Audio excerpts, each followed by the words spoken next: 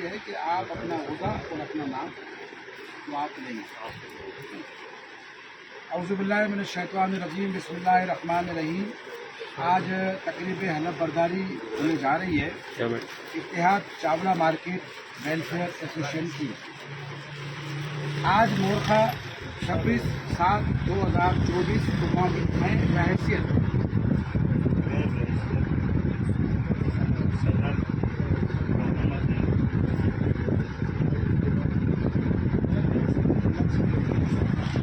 हलफ लेता हूँ मैं बहैसियत सदर अपने मेंबरान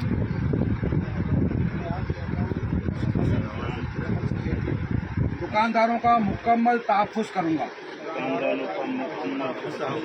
आईने ताजरान की मुकम्मल पासदारी करूँगा और पाकिस्तान का हामी रहूँगा।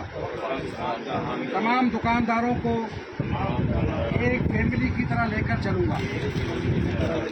इंशाअल्लाह पाकिस्तान जिंदाबाद।